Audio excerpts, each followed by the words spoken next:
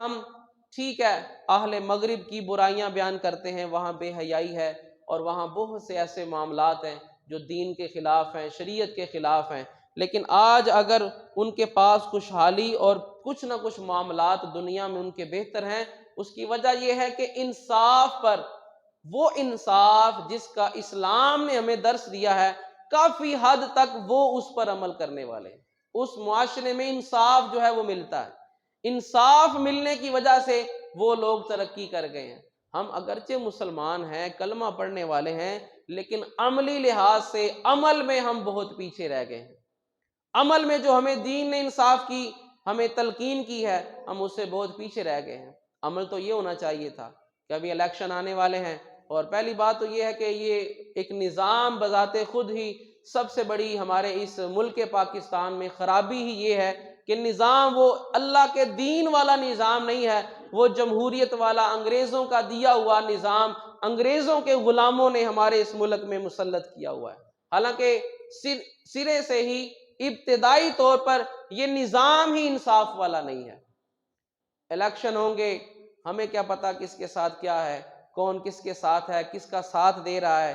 جس کو وہ چاہتے ہیں، جن سے ان کے مفاد وابستہ ہیں، وہ شخص وزیر اعظم بن جائے گا، اس کی حکومت قائم ہو جائے گی، ہم 5 سال نعرے لگاتے رہیں گے۔ جو حق میں ہے، جس کی جماعت پسندیدہ جماعت حکمران بنے گی، وہ 5 سال یہی صفائیاں دیتا رہے گا کہ اس کا قصور نہیں ہے، پہلے کر گئے۔ جو باقی مخالفین ہیں وہ 5 سال روتے رہیں گے انہوں نے ظلم کیا ہے۔ اور اگر ہم پہلے دن سے انصاف کریں، یہ میں ابھی آپ کے سامنے وہ روایتیں، وہ بیانات رکھتا ہوں کہ ہمارے اندر کہاں کہاں خرابی ہے، اور پھر جب ایک دن کی وہ ہماری خرابی، ایک دن کی ہماری وہ لالچ، کسی نے پیسوں کے لیے ووٹ فلاں کو دے دیا، کسی نے بائک کے لیے، کسی نے کسی لالچ کے لیے، کسی نے واقفیت کی وجہ سے، کسی نے برادری کی وجہ سے، پھر 5 سال سارے مل کر روتے ہیں۔ کیوں؟ یہ ہماری قوم کی اجتماعی جرم، اجتماعی گناہ ہے، لہذا اس کی سزا بھی اجتماعی ہوگی۔ لائٹ جب جائے گی تو میری بھی جائے گی، آپ کی بھی جائے گی۔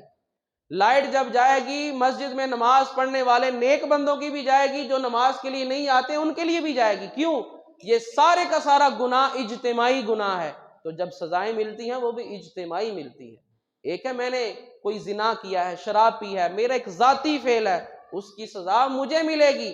ایسا عمل جو معاشرے میں سب لوگوں کے مل کر کوئی کام بنتا ہے، کوئی اچھا کام ہوتا ہے، کوئی برا کام ہوتا ہے، ساری قوم مل کر کرپشن کر رہی ہے، سب پر اس کا عذاب آئے گا۔ ساری قوم مل کر انصاف کر رہی ہے، سب کو اس کی برکتیں ملیں گی۔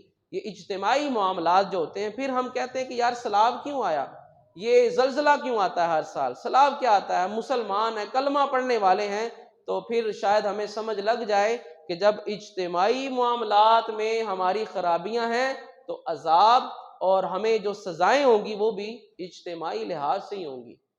فصلیں ان کی بہہ گئی ہیں، لیکن اس فصل کے بہنے کا اثر یہاں بھی پہنچتا ہے، یہاں بھی مہنگائی ہوتی ہے، نقصان ان کا ہوا ہے، فصلیں ان کی اجڑی ہیں، جانور ان کے ہلاک ہوئے ہیں، لیکن نقصان پورے ملک کا ہوتا ہے، پورے معاشرے کا ہوتا ہے، سارے اس میں شامل ہوتے ہیں۔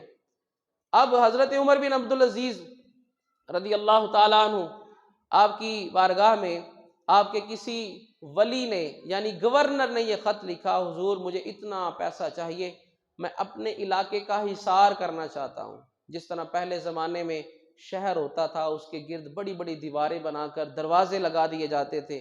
آج بھی چلے جائیں اندرون لاہور، جس کو کہتے ہیں اندرون اولڈ سٹی، والڈ سٹی جس کو کہتے ہیں، کہ جس کے ارد گرد دیوار ہوتی تھی، وہاں آج بھی دروازے موجود ہیں، بھاٹی دروازہ ہے، لوہاری دروازہ ہے، فلاں دروازہ ہے۔ اب اس وقت بھی شہروں کے گرد دیواریں بنا لیتے تھے۔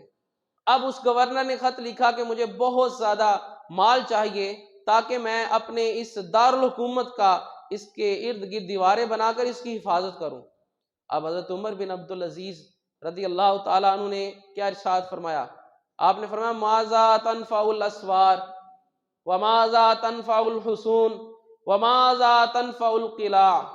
آپ نے فرمایا مجھے یہ بتاؤ تمہیں یہ دیواریں کیا فائدہ دیں گی، یہ تمہارے ارد گرد جو تم نے باڑ لگا لی ہے یہ کیا فائدہ دے گی، یہ بڑے بڑے جو تمہارے قلعے ہیں یہ تمہیں کیا فائدہ دیں گے۔ حسنھا بالعدل، اگر باڑ لگانی ہی ہے، اگر قلعہ بنانا ہی ہے تو انصاف کا قلعہ بنا۔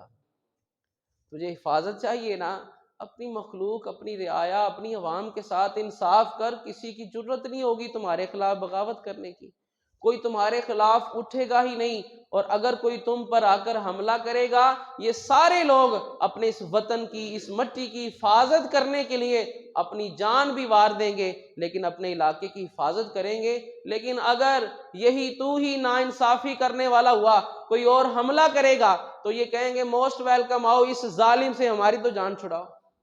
بڑی تاریخیں بھری ہوئی ہیں ایسے واقعات سے کہ جہاں پر لوگوں نے اپنے دشمنوں کی حمایت صرف اس وجہ سے کی کہ وہ جو وہاں کے حکمران تھے وہ انصاف کرنے والے نہیں تھے۔ آپ اسلام کی تاریخ پڑھیں، جب ایران فتح ہوا، عراق فتح ہوا، شام فتح ہوا، مصر فتح ہوا، اب اکثر یہ علاقے مجوسیوں کے پاس یا عیسائیوں کے پاس تھے، تو بہت سے علاقے وہاں کی عوام نے خود مسلمانوں کے سامنے پیش کر دیے، کیونکہ جب ان کو پتہ چلا یہ اس دین کے پیروکار ہیں جو انصاف کرنے والے ہیں۔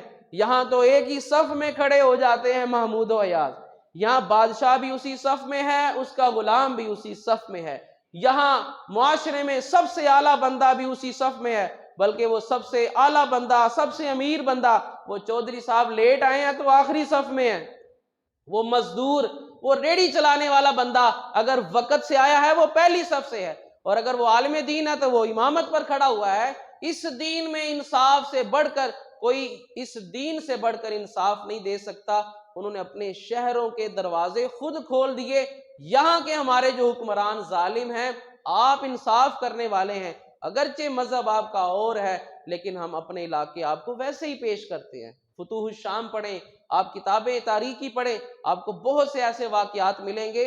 اور پھر صرف اپنے شہر نہیں دیے، وہ عیسائی لوگ ہو کر مسلمانوں کے ساتھ مل کر سلطنت روم جو کہ خود عیسائی تھی اس کے خلاف لڑتے بھی رہے ہیں۔ یہ کس وجہ سے تھا؟ یہ صرف اور صرف انصاف کی وجہ